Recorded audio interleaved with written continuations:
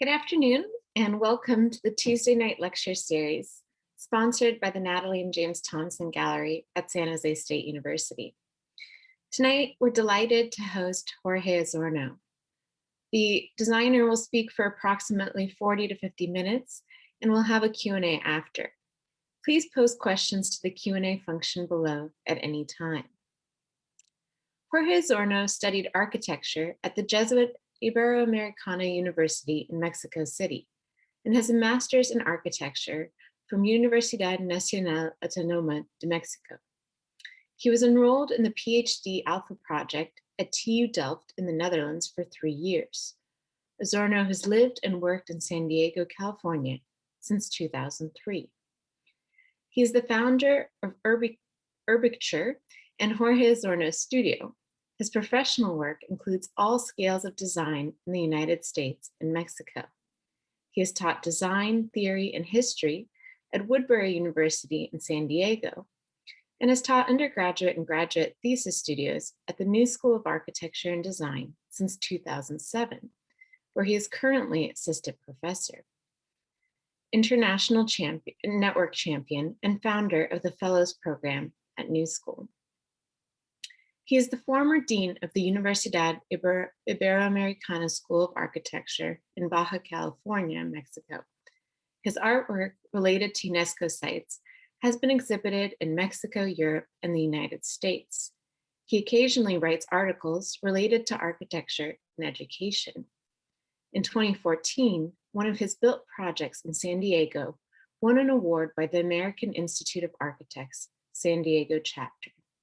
And now, please join me in welcoming Jorge Ozorno.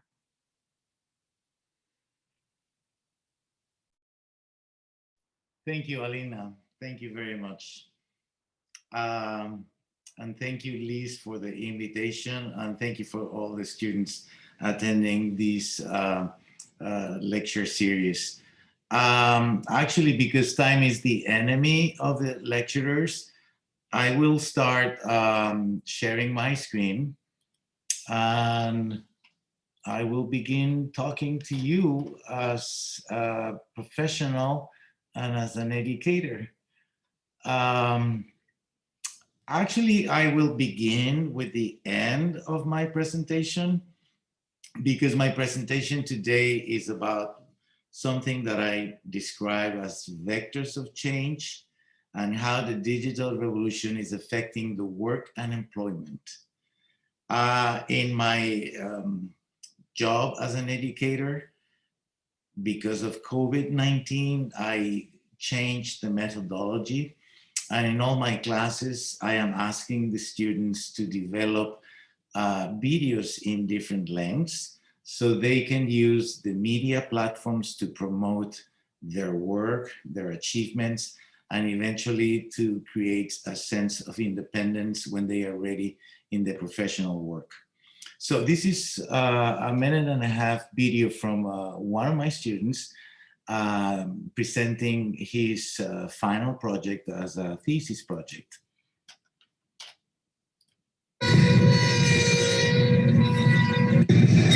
It is called the Beast, or the Train of Death. Hundreds of migrants sit on top and in between its cars. Many people get hurt or killed boarding or getting off while it's moving.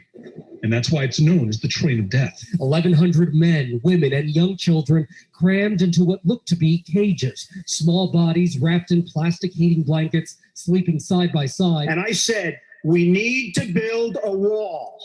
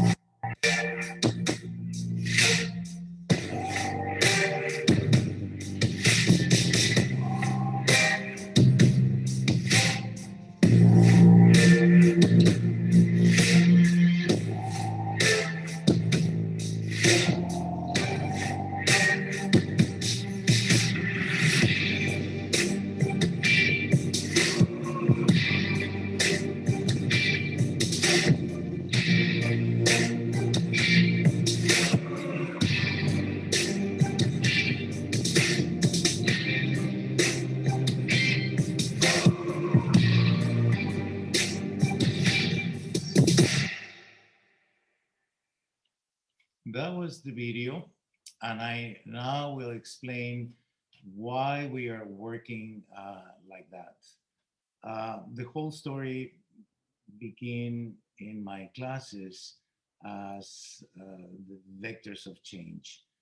Um, Today, one of the main purposes is to convincing the students to be design influencers.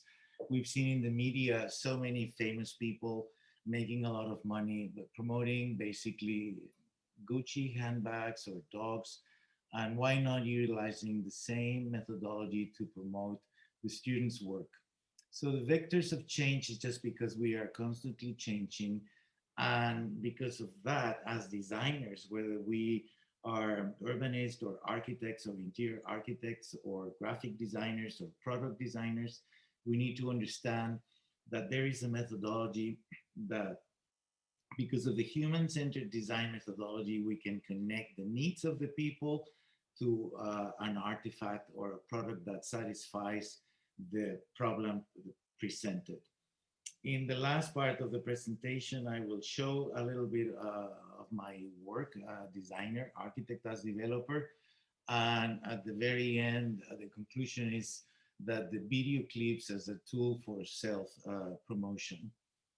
The design influencers, it's sort of like giving the students a passport to success. It's just for the students to be professionals quite soon, to do what they know, doing what they like. It's sort of like giving them the social, emotional skills, the life skills that they need. Today, many employers are not only looking for the academic results, they look for people who can bring things about change. It's the digital culture. It's about critical thinking, problem solving, creativity and innovation, and to manage conflicts. This is an amazing location where we live. This is what I call the transport tier macro metropolis. It puts together all the people living in this part of the world, from the cities of Ensenada, Tijuana, San Diego, Los Angeles, and all the way to San Francisco, San Jose. This is very relevant because we have a unique opportunity to understand that what happens in California is very relevant to the world. 40 million people, 15 million cars, 5 million dogs. And this is one of the most areas with major concentration of population. It is also California, the capital, the creative capital of the United States. If you check the numbers, Seattle and San Francisco area and Los Angeles is very relevant. Even better is that we are located in a unique position because of the Silicon Valley and everything that it's around it. California is the place that has been given an opportunity to famous architects to develop one of the most extraordinary projects, from Frank Gehry to Herzog and de Meuron. And to understand the importance of California and the United States in general, we need to understand that the shape of the population pyramid has changed. This country will have a population in the next 40, 50 years that will be mostly elderly people. So we are trusting on the new generations.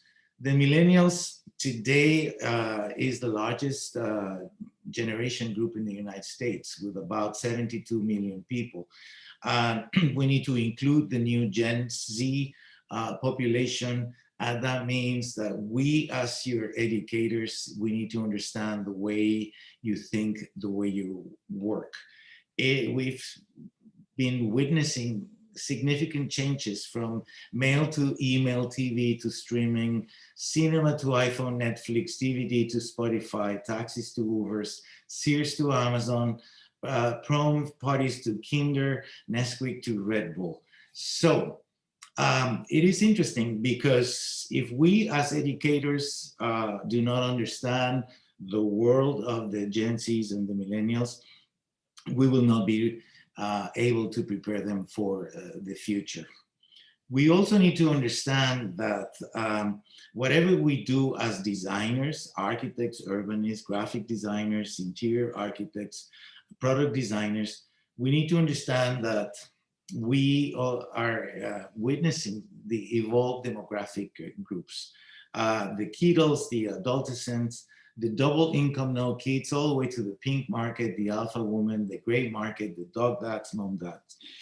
This is very relevant because these affect the way the new typologies will be behaving in the near future. So as designers, we need to be ready for these changes because that'll be very relevant. So California is still part of the America's future. And another thing that I think is very relevant, that it's related to the video that I showed at the beginning, is that we live a life that it's an app life. We depend on these applications. We are expecting that all the buildings, all the interior space will be performing based on applications. I remember 3 years ago, coming back from a trip to the Netherlands, the Citizen M Hotel works with an application. You can define the light, the environment, the mood of the room just based on the way you manipulate your phone. Needless to say, Amazon and Airbnbs and Uber and Lyft and all those things. It catches my attention that and I don't understand because I am not part of that generation, but I always feel attracted to Chiara Ferragni, one of the most famous Italian influencers. She is a super smart woman and she has made a series of enterprises about all the things that she promotes. Something that I don't understand pretty well is how Kim Kardashian has 1.5 billion followers, 200 million followers, and how Kanye West can have a fortune of $1.5 billion. These are other influencers at their own time. Both were inventors. Thomas Alva Edison, I think in my humble opinion, that he is the father of what we are experiencing all the way to Steve Jobs. But we tend to believe that this is happening today. And if you are in love with history, and we need to know about history, because understanding history is understanding the present and planning for the future. I was appalled by the story of the Otzi Iceman that was discovered in the Swiss Alps. It was a guy that said goodbye to the wife and went for hunting in the Alps 5,300 years ago. And when they discover, because he passed away in the mountains, and then a glacier covered him, and that's why they recover all these instruments and artifacts, which are very similar to the way the North Face is designing things. So nothing is new, everything is very relative. In the vectors of change, we can just dissecting life in the world, from globalization all the way to the impoverishing of society. I will take a brief trip into understanding these vectors, from globalizing, how come buildings look exactly the same, whether you're in Mexico City, in Santiago de Chile, or in South Korea. How important is this process of migration? How the border with Mexico, it's very relevant. How we need to be aware of that people are living longer, and that means that as designers we need to start thinking about how design is going to cope with this situation. There has been many mutation components in society. Of course, this is only a metaphor in order to understand that things are changing. Gas stations will disappear, parking structures will be gone, shopping malls will be gone, and what we are going to do with all those things. At the same time, we need to develop our envisioning capabilities, A, to invent the future, and B, to reinvent the past. As I mentioned, there are so many things that we as a country, we as designers need to be involved. What to do with cities, with regions, in order to make life better. On the other hand, also, something that it's mostly forgotten is what do we react as designers when these things happen? In the schools of design, the schools of architecture, we tend to sort of like idolize the work of the famous designers, but there are many other aspects that need to be taken care. We live in a world that it's ephemeral, and this is a unique opportunity for designers to take advantage of these situations. I remember that I went to the World Expo in Shanghai 10 years ago, just to see this amazing building, which was the British Pavilion. And as designers, no matter what area we are in, things need to have a concept. And these porcupine contain on the edges of their fiberglass edges all the seeds of all the things that can be cultivated in the United Kingdom. I thought it was amazing. At night was spectacular. What's going on with my slides? Oh, sorry for that. So on another hand, because of the digital and the technological revolution, now we are capable of store millions and millions of data in servers. All the 4 billion books in the world can be transformed into 32,000 terabytes of digital data. This is something that it looked like science fiction 10, 15 years ago. Now it's taking place. On another hand, what we are doing to make most of our communities a lot better?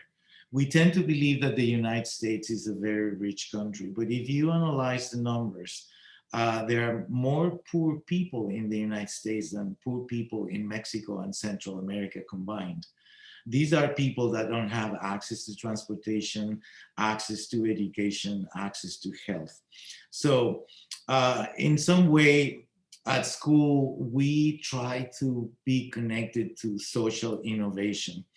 And I developed this methodology that it's called the S methodology, that begins with a story and ends up with a show off, which is the way we communicate our ideas. So to make a video, you need to have a story, not necessarily to begin with when the meteorite fell in Yucatan, Mexico, and killed all the dinosaurs 66 million years ago. But every problem in any class, in any assignment, has a story or needs a story to be understood, to share it with the rest of the people. Sight is important. It's what I call from the Milky Way to the freeway, from the freeway to the hallway, and that involves all scales of approach in design. How important for the students is to understand the parts. Even if you are a graphic designer, an architect, or planning a city, we need programs, we need a speculation, and this is something that we need to work a lot more in how the theoretical aspects, the historical aspects are so relevant if you want to become a good designer. I urge my students to follow the leaders. There are so many important people that they have dedicated and they have had the opportunity to experiment with new approaches. Something that is very difficult as an instructor and as a student is to understand the concept of the things that we are manipulating. And one of the most relevant examples that I enjoy is how Norman Foster, when designing the dome of the Reichstag, understood that underneath in the chamber there are all the senators, and if they want to vote for a law increasing the taxes, they just need to check or look up and see the dome that reflects with this set of mirrors all the houses of the city of Berlin. I think this is an amazing understanding on how design can be make life better for everybody. So from a political concept, people on top of the representatives, to the space concept. And or when you have a chance to be inside the Pantheon in Rome, this philosophical concept of the cosmovision, how it can become a space concept, inserting the world inside the building, which is an amazing. Or this beautiful building by Louis Kahn and Luis Barragan in La Jolla in California, where all the knowledge of the scientist is poured into the fountain, and the fountain is pouring all the knowledge to the oceans to be spread in the rest of the world. There is another very interesting example. When Napoleon was going to die, and he called the architect and he said, I want everybody to bow to me. So when you have a chance and you enter this Les Invalides in Paris, France, you wonder when you're in the space, where is Napoleon? And because you are on this area, and in order to see the sarcophagus, you need to make a bow. That was another amazing example. How to understand situations, even in designing a sports center, how you sort of like extract the DNA of the activity into a space concept, or how in many Mexican cities they put couriers inside other couriers in order to create all these layers. Or even today, what I call the David Copperfield effect, how technology is utilizing buildings to create amazing emotions for the people who uses those buildings. I've been dedicating my life to work, to raise the family, but also to travel. And I am an avid visitor of the World Expos. I only missed the last one in 2020 because of COVID, it was closed in Dubai. But I got this image from the German Pavilion in Seville, Spain.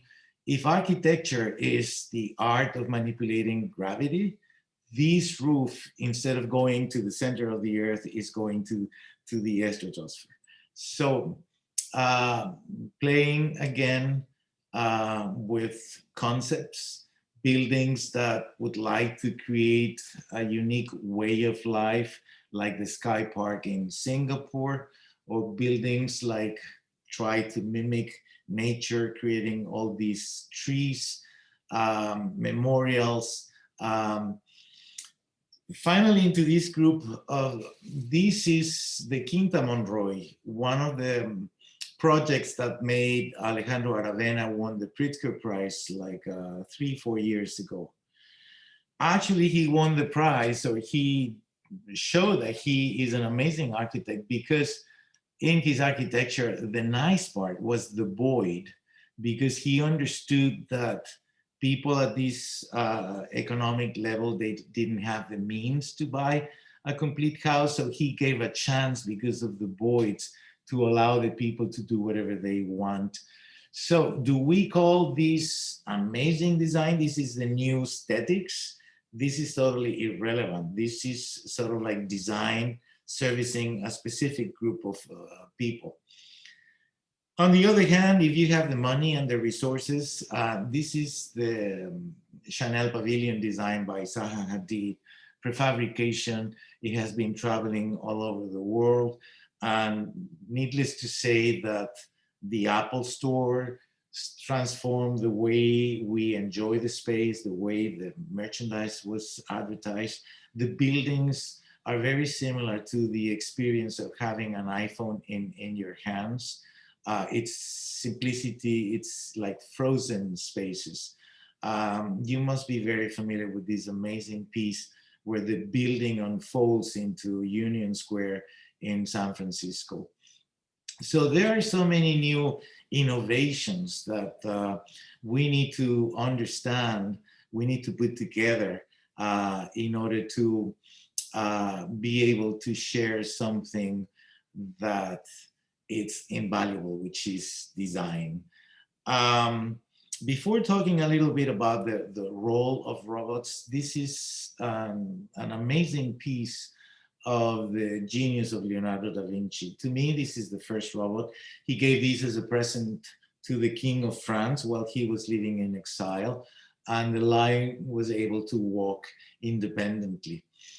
Another thing that amazes me in this sort of like jumping from in history is that many of the houses that we see in the cities of California and in most states of the United States are because of prefabrication and the ability to send these projects through in the containers of the trains because of Sears catalog in 1880 something. Now Amazon is selling now the prefab houses, of course, with a different approach in language, but it's really very similar. What Sears did, IKEA is doing now, and IKEA is sort of like bringing the Bauhaus to the majority of the people that cannot afford to buy Italian or Danish design. So we need to be very open to what technology will be able to do for us in the near future. We will not be surprised that we will have these attachments in our bodies connected to computers. We will be dealing with a lot of forms of robots. We will be able to enjoy the safetiness of driverless cars or the hyperloops. We will be using the artificial intelligence in designing more interesting buildings. And even these are the winner projects for the way we will be colonizing Mars. The project on the top is the proposal by Norman Foster, and the project on the bottom is the proposal by Bjarke Ingels from Denmark. They will be using 3D printers to make these cities happening. Another thing that will be amazing, because these will be changing the way we design offices and houses and restaurants and schools.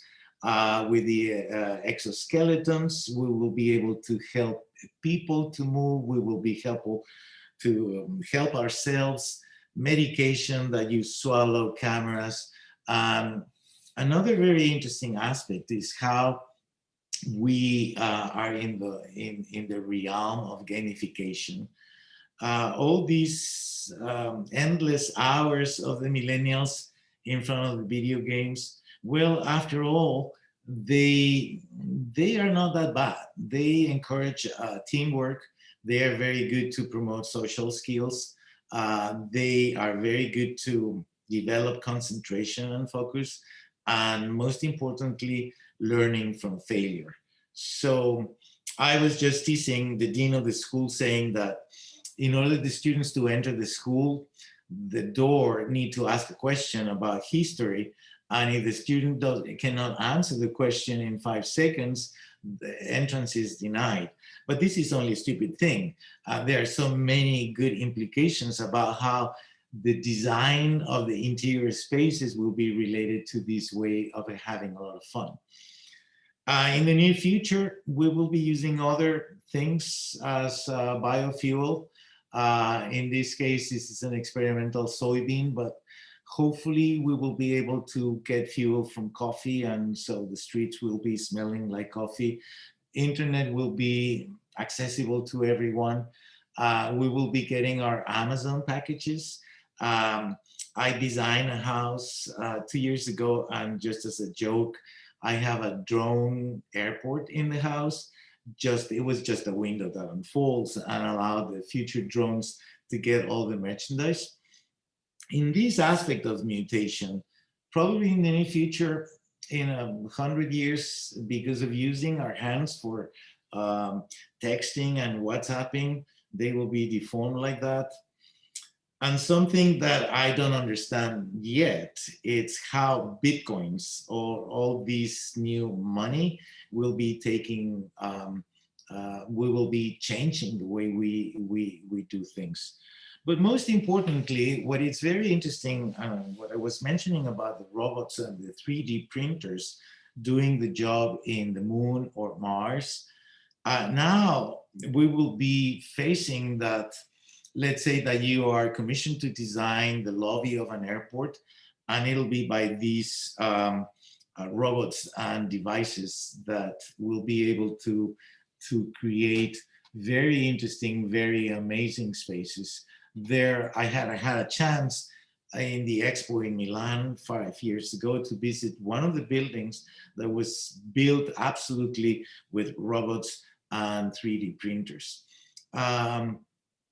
The immersion in virtual reality, how important it is to, as an institution, to grab this tool to make our classes more interesting. Let's say that you are talking about Venice in the 18th century, and you will be able to recreate the spirit by using virtual reality, mixed reality, holograms, etc. Another thing that is very interesting these days is how, especially in California, there is this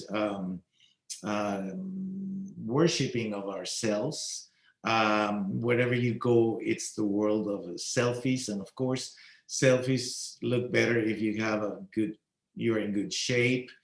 And another thing that it's absolutely amazing, and this is not far away from where you are, it's the headquarters of Apple, the spaceship, again designed by Norman Foster. So why did I include this tiny little thing here? Because I think Tom's changed the way we approach design.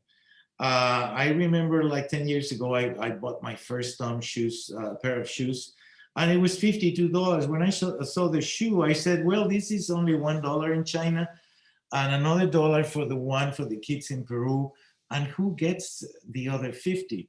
But as a model, we might be designing a super expensive penthouse in La Jolla, and with the profits, we will be able to design shelter for infants in Chula Vista.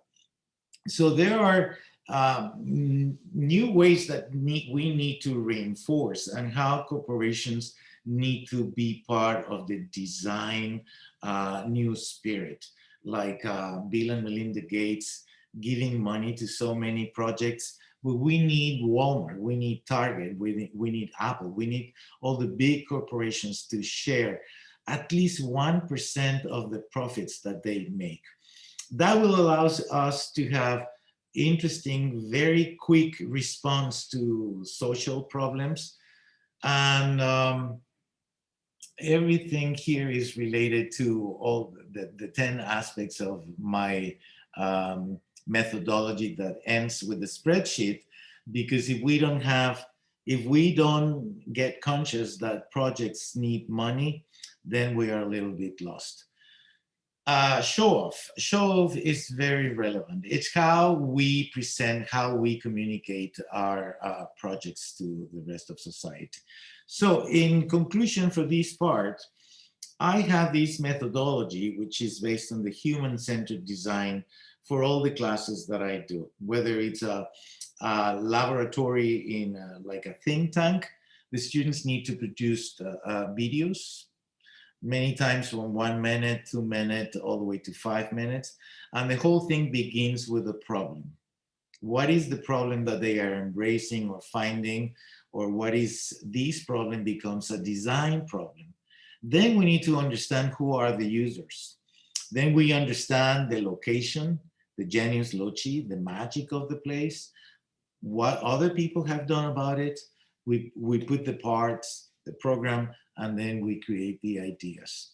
So because of that, there will be many responses to new problems that will emerge in the future that will require less money and to be designed and produced faster. So, as I said, the way I see the schools, they are like laboratories of design innovation. It's sort of like a research institute. So, in this way, we understand that there is this extra work for the educator in making maps on how to communicate these ideas about people. At the end, probably the most sophisticated space that we can design, it's the space lab, because the space lab is so far away, it needs to be totally independent and autonomous. All the way to how to design the first class cabin, or how to design things in the North Pole or in the South Pole. I've seen many examples using the methodology like the Prada store in New York City, that the place is not only a place for display, but it's a place that it's also for the community, that allows people to attend catwalks or shows or concerts or performances or lectures. And that was an amazing opportunity. You can be spectacular, and like in this restaurant in Las Vegas, where you choose the wine and an angel comes from heaven and pours in the wine on your table, or how you can attract people by creating different emotions from the outside. So these are simple examples of innovation. These are, I'm getting to my personal work, to my professional work, to my private work as an artist or as a garage artist. And I've always enjoyed these famous last words from Bernard Shaw. I see things and I wonder why, but I see other things and I wonder why not. That should be sort of like that's why I've been working in something that I call the acamedia. It's academia, but acamedia, because even because of COVID, we were pushed to be doing what we are doing right now. In a way, the instructor, the professor, it's a cultural concierge. We are infotainers. We need to be, entertaining. We are psychologists and we are life coach, giving precise instructors. So I've seen many examples when you put together all these creative minds to work. This is the Bregenz Festival in Austria. It was a tiny little city, no more than 5,000 people. And they hired the designers and they created these floating stages that change every year, and they get thousands of people just going there because of the design. So in many ways, just getting closer to my professional work to be in time, this is a 1-minute video based on an idea. And this is what I show my students when they want to tell me a story, when they want to tell me something about the Mexican architecture in the 19th century. I said, check how you can communicate ideas by using all the tools that you have at hand.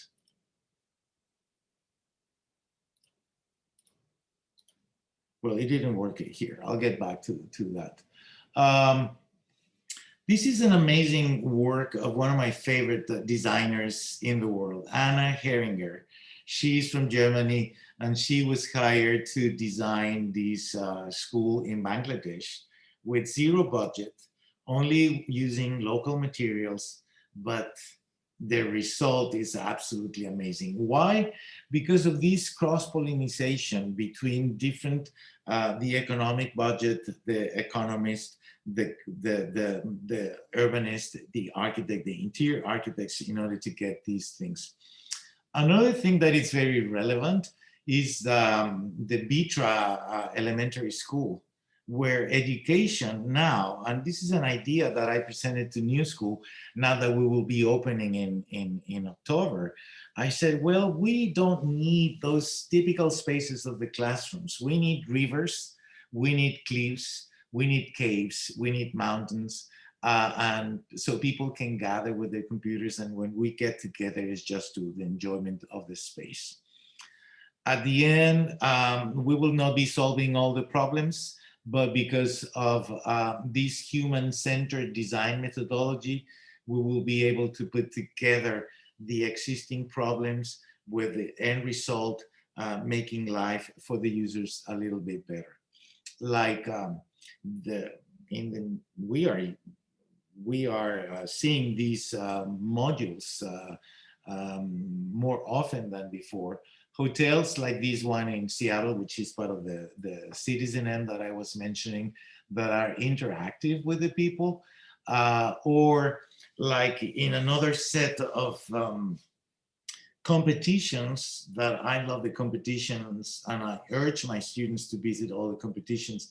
These are the Serpentine competition that takes place every year in the Hyde Park in London. And this is one of my favorite. This architect from Burkina Faso just designed this communal kitchen. More of these, the famous Gary Cheng apartment in Hong Kong, that he offered like more than 20 different ways you can use these 400 square feet apartment. The co-living, where you put together people and you share many things, is a new way to approach life.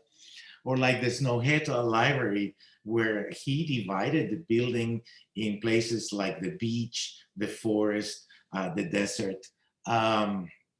Well, enough of that. And this is my modest practice in California. I designed this house that faces the Pacific Ocean, and that's why it's completely close to the outside, to the street. The house is designed in order to completely open up to the Pacific. All the windows are recessed, and they are hidden in the different spaces in order to enjoy the view and in order to enjoy the open spaces. This is the type of design that even when I just checked a couple of weeks ago, are designed basically without furniture, because the most important thing are the qualities of the space. In this particular case, I have another project that it's not for this segment of the population, but the same principles. This is a house that I completed last year, and the idea of the house is that I wanted to put sort of like a forest inside a barn. This is for a family that they are very social, very active, and just by placing the trees inside the house and unfolding all the doors, the house was just like an open space to the outside. Even in the master bedroom, there is only the bed, and I created this secret garden where you can take a shower, you can sleep completely independent from the rest of the house. This is what I was mentioning, that all these windows, like nano walls, they disappear completely, and the space becomes totally integrated into the outside. These are several projects of interior architecture that I've done in Mexico. I also had I won this competition.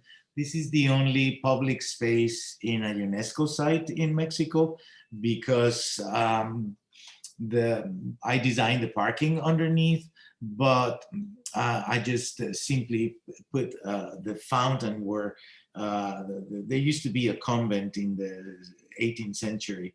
I've done other small projects with the same philosophy of minimalism. This is a house in La Jolla where the most important thing was the fire pit and a couple of sculptures. And this is my studio, a very industrial system of boxes. And this is the latest project. This was Architect as Developer. It was completed last year, and I am very happy that when they put the houses in the market, they were both sold the same day, because same principles of unfolding doors, integrated the indoor with the outdoor, creating sort of like a sense of a central courtyard, and all the house completely opens up, and it created a nice, not only for the quality of the air, but for, I call it the fiesta house. When you open all the windows, you can have in this 1,000 square feet house, 150 people. This is under construction now that it's very fashionable to design granny flats. And actually, I designed this granny flat for me. I just need a piano and a kitchen, and on top I need a bedroom, and on the roof garden I just need a zen roof garden and a jacuzzi. This is what Liz or Alina or Cynthia was mentioning. I've been taking constructed photographs for all the UNESCO sites that I have had the chance to visit. This is one of the works of Luis Barragan in Mexico City. This is his only monumental work. While traveling, I do postcards with pieces of the magazines that I find in the plane, and I do my sketches. I'm not good at sketching, but I'm very good, like a kid, in putting these paper collages together. Also, during my trips, I find these things and I make these idle boxes that I put it over there. Sometimes I choose a subject, I choose a topic. Why this is very relevant, and this is almost the end, I urge all the students to visit all the UNESCO sites. There are only 869 sites in the world, and because my personal motto, stolen from Latin, it's ars longa vita brevis, because art is the only thing that it's forever.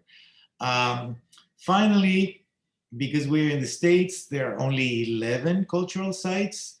The Guggenheim, the Chaco Canyon, Monticello, Mesa Verde, the Missions of San Antonio, and Taos are my 6 favorite ones.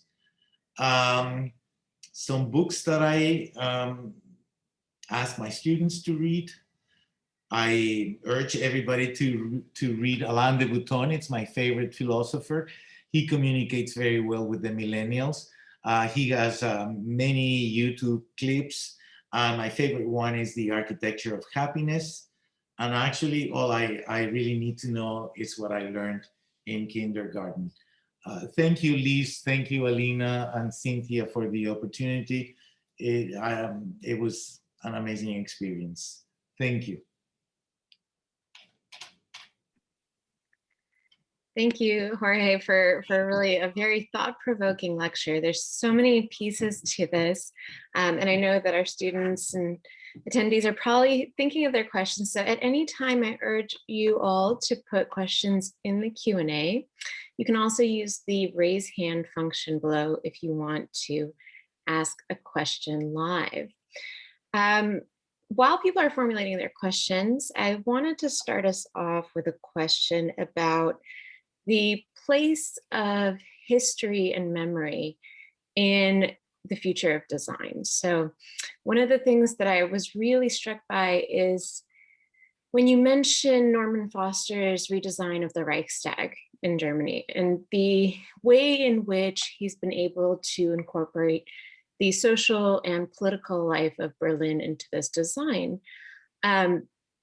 the history of that design itself being, such a long process of coming to terms with the Nazi past and reconciliation in the city, and the kind of other moments that he did besides the dome itself. So the preservation of the bullet holes on the inside and outside of the Reichstag.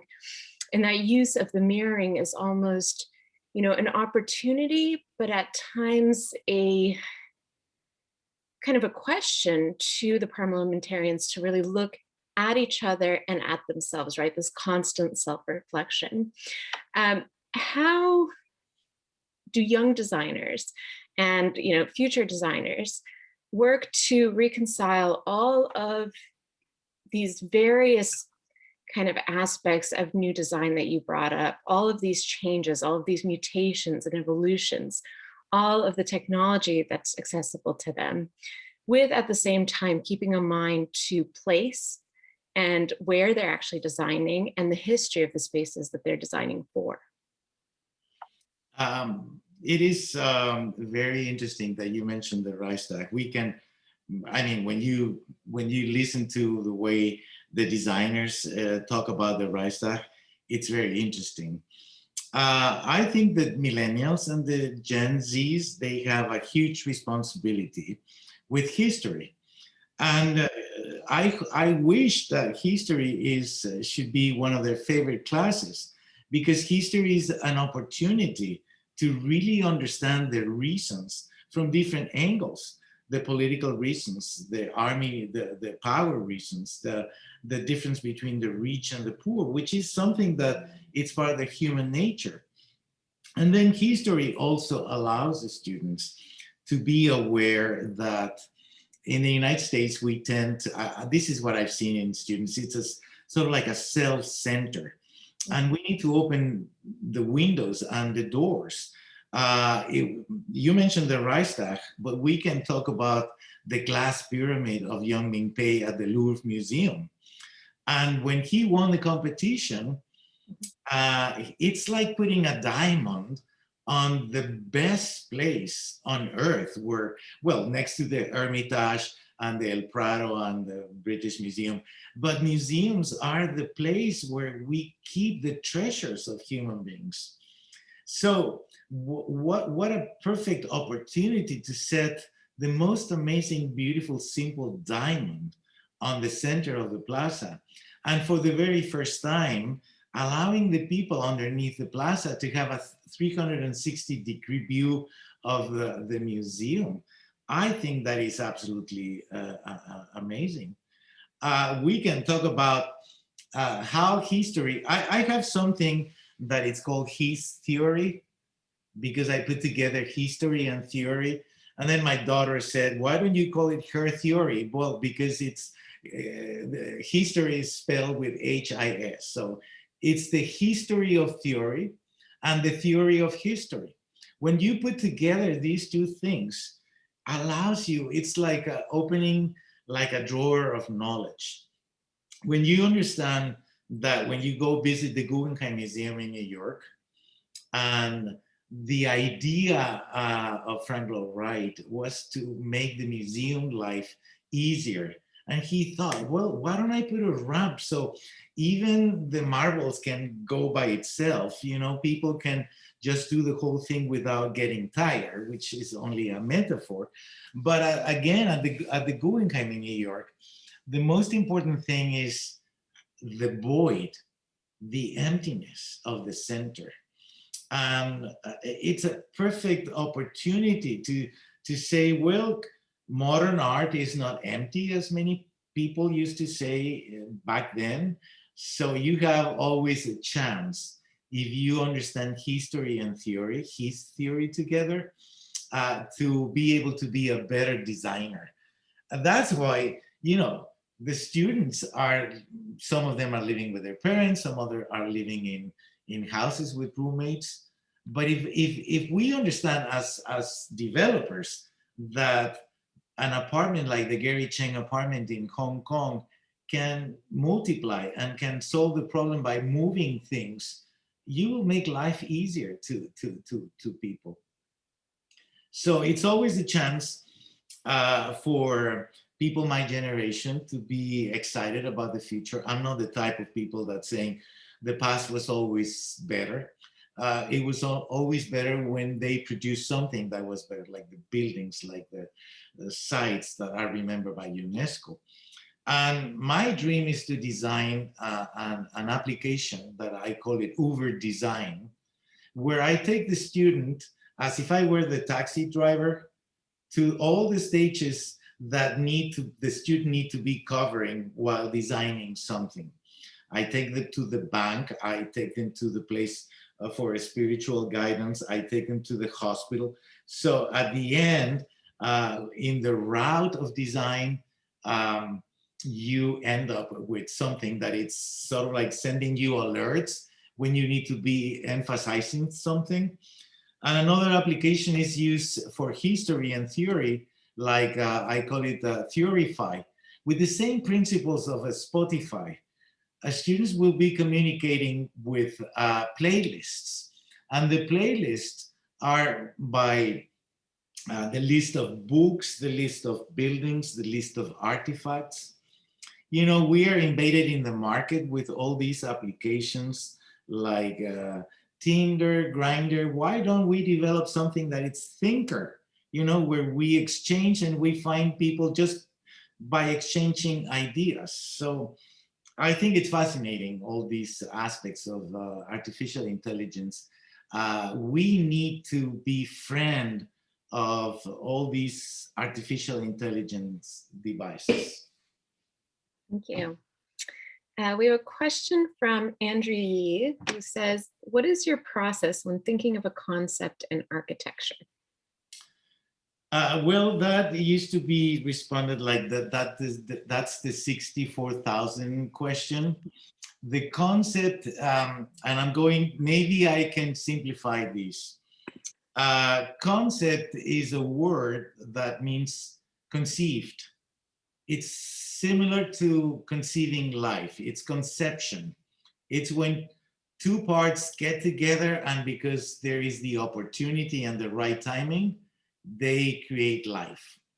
In architecture, when you put together these ideas that can become a metaphor or an analogy, let's say, for example, one of the favorite toys for kids used to be Mr. Potato.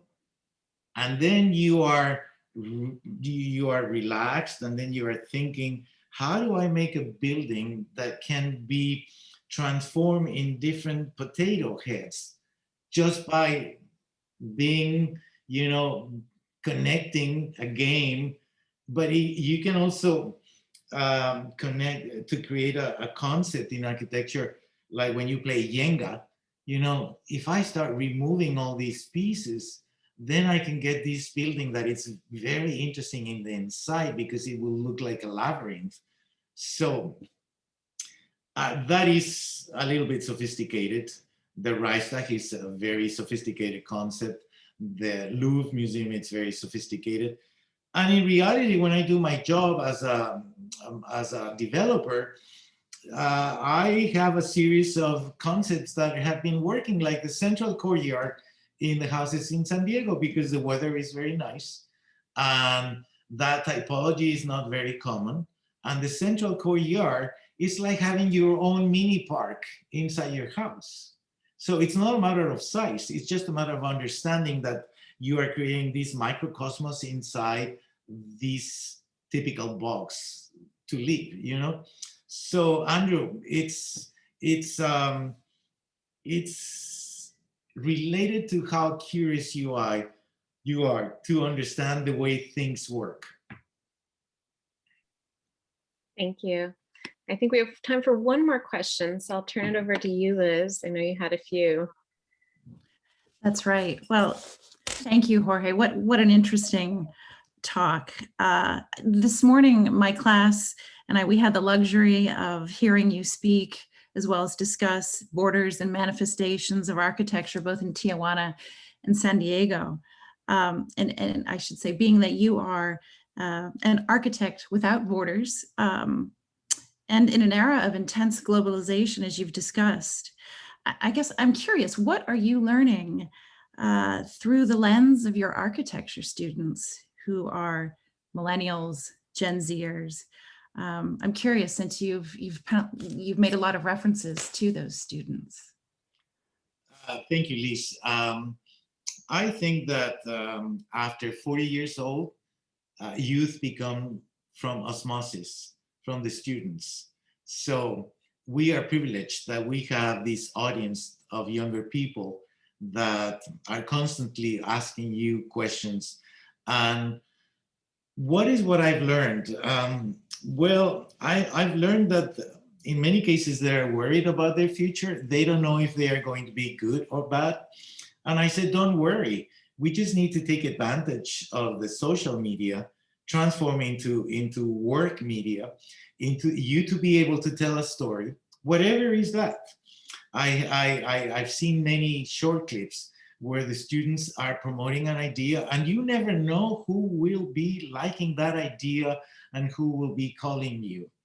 So that is something that I've learned, how they use the technology. How I transform this knowledge is, well, guys, you are very good in using the technology. Why don't you use it on your own behalf and become better designers and self-promote your thoughts using what you already know? Another thing that I've learned is that I would like my students to be more curious about the world. I like my students to be able to, you know, when I at some point I had the chance to teach history, and my commitment was only to teach 20 things. It was like teaching them how to build a drawer with 20 drawers separated in 5 columns. And if at the end I was able for the students to create these huge drawers, almost empty, but ready to be filled as soon as they will be walking in the streets in California, in Europe, in Asia, in Mexico, it'll be sort of like giving them a structure for keep on growing. So it's a win-win situation. You learn from them, from their enthusiasm, from their things that they are worried about.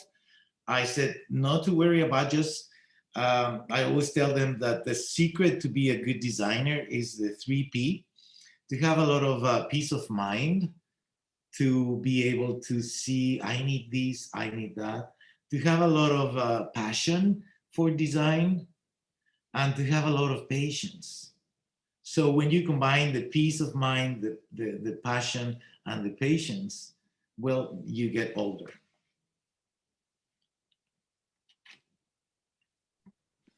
Okay, thank you. Thank you so much for that. There's some wonderful thank yous for you as well in the chat. I'll just read a few of them. Mitielo wrote, on behalf of your colleagues and faculty at New School of Architecture and Design in San Diego, we want to congratulate you, Jorge, for a thought-provoking lecture. And Mohammed Hussein writes, thank you for the meeting, Jorge. And finally, Rita Mergenthaler, fantastic and thought-stimulating presentation, muchas gracias. I like how your daughter thinks you're blessed to have each other. So that's just, you know, some of the effusive commentary. Thank you so much for joining us this evening, Jorge. It's been a wonderful presentation and really a pleasure speaking with you as well. And thank you for visiting Elizabeth's class this morning. I'm sure that they had a wonderful time. So thank you to all who attended this evening. We will have a recording. A few people asked about that. We will have a recording available in a couple of weeks on the gallery YouTube. So please check in. You can email us as well if you can't find it, but it should be available in a few weeks. So thank you all and have a great evening. Thank you very much, Alina, and thank you very much, Liz. I hope that you will invite me again. Thank you very much. Thank you. Bye-bye. Bye.